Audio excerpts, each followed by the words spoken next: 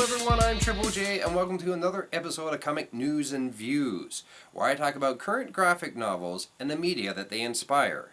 It's been a bit of a rough few days for DC Comics, as they've been facing a huge social media backlash over the Joker variant cover for Batgirl Issue number 41.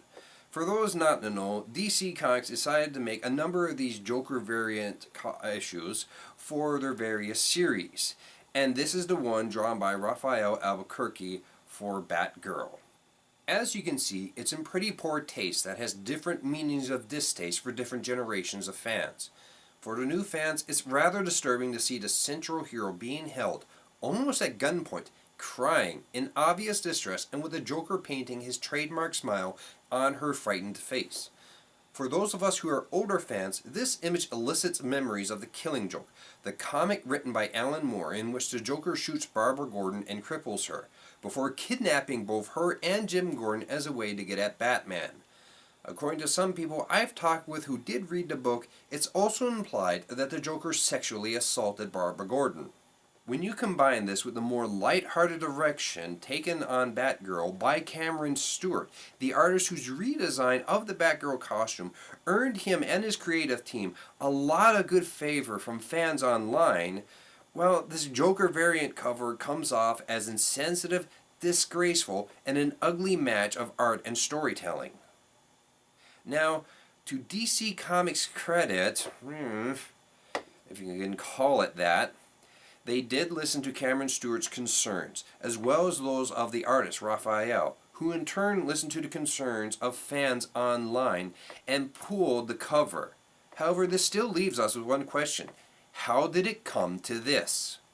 I've read many a thread and some articles online about how this came to be, and there are some reasons, some of which have to do with money. Some of which has to do with the disjointed levels of editing within editorial and how they relate to the creative teams behind the books, and some of which have to do with the bros-only culture that still exists within the editorial levels itself. As for myself, I believe that this cover should never have seen the light of day. And to me it speaks of a huge disconnect between the bro culture still in charge at editorial and the growing voices for change in superhero comics. We currently have a growing trend of better designed costumes for female superheroes, as well as more inclusive, better writing for diverse characters, as led by Miss Marvel, written by G. Willow Wilson, which is, from what I've heard, actually outselling the X-Men. We have these positive changes that continue to run up against the stumbling block of the people in charge who are either insensitive to the voices of the fans or simply not caring at all until it gets them some bad press. This results in jarring messages to the fans that are bigoted, sexist, and racist that seem to say, unless you're a straight white cisgendered able-bodied dude, fuck off. But give us your money first. And then we have the Gamergaters. Oh yes, the men that are angry at women for not sucking their dick and afraid that said women will actually take away their video games have decided that this is the battle they want to fight with the hashtag Don't Change the Cover. What's really bad about this is that some of the critics of this Batgirl variant cover have actually come under threat of violence. And it wouldn't surprise me if Gamergaters were the people uttering those threats.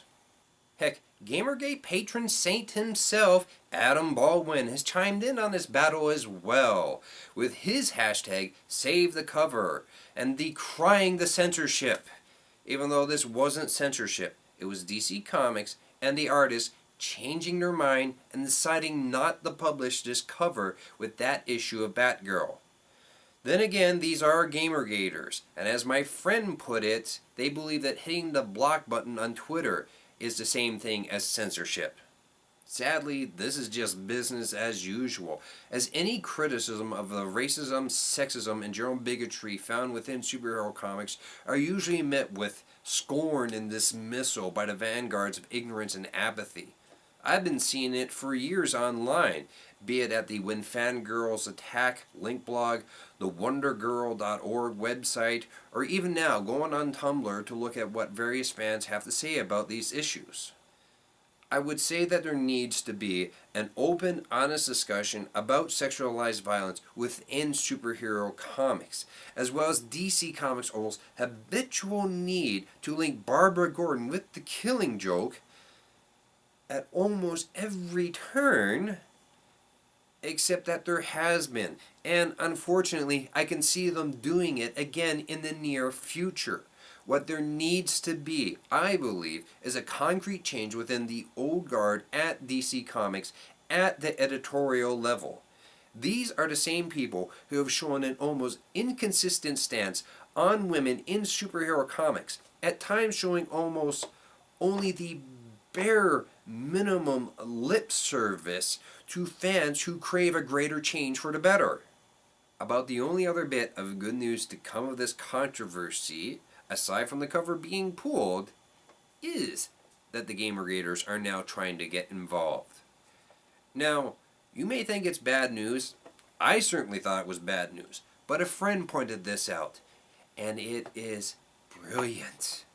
You see, Gamergaters have been shown to be the sexist, misogynistic bullies that they are, and they think because they cowed a few video game companies into doing what they wanted, they've got some weight and relevance.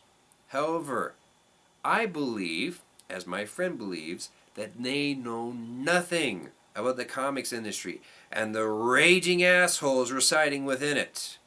I fully look forward to the day when they try to take on Dan Slott, the prick writer in charge of Spider-Man, who has already shown a general disdain for Gamergaters.